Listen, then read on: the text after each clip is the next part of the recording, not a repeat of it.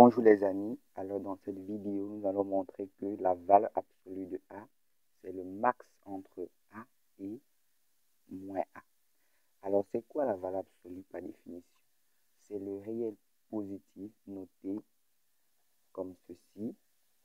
La valeur absolue de A, c'est le réel positif qui vaut A si A est positif et moins A si A est négatif.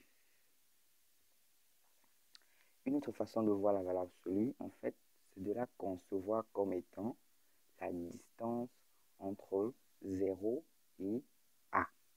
Si on se place dans une échelle graduée comme ceci, la valeur absolue de 3, c'est la distance entre 0 et 3. Alors si on évalue cette distance, elle vaut 1, 2, 3. Donc 3, l'écart entre 0 et 3, c'est 3. De même que la valeur absolue de moins 3, les amis, sera l'écart entre moins 3 et 0. Donc 1, 2, 3. Donc c'est une distance. C'est pour ça qu'elle est toujours positive. Remarquez également, les amis, la valeur absolue de 3, c'est 3. 3, c'est également le max entre 3 et moins 3.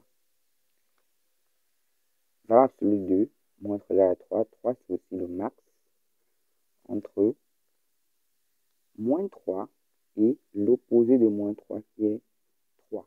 Donc, ce qui suscite un peu notre définition de la valeur absolue, la voir comme le max, c'est-à-dire le plus grand entre le nombre A et son opposé.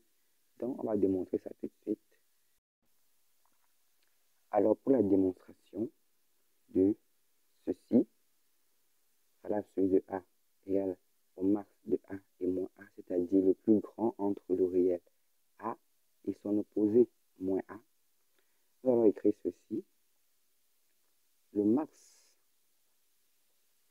de A et moins A, les amis, c'est ceci, c'est A si quoi? Si A est plus grand que quoi?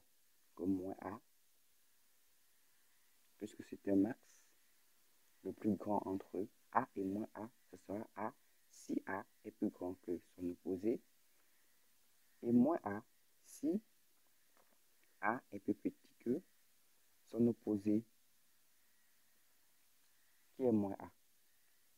Donc, si on réécrit ceci, ça fera A si on envoie moins A de l'autre côté de l'inégalité, on obtient que 2A sera positif et moins A si on aura 2A négatif.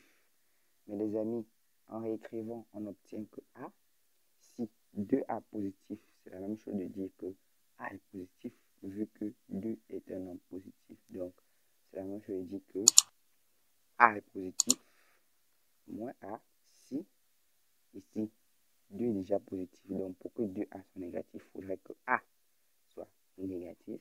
Donc, vous voyez qu'on retrouve exactement, les amis, en raisonnant comme ça, par une sorte de disjonction de cas, on retrouve la définition première de la valeur absolue. Donc, on écrit que ceci, c'est exactement dit que max de A et moins A, c'est la valeur absolue de A. Donc, voilà ce qui prouve donc ce résultat, de voir la valeur absolue en fait comme le plus grand entre A et son opposé. Donc, merci d'avoir suivi cette vidéo.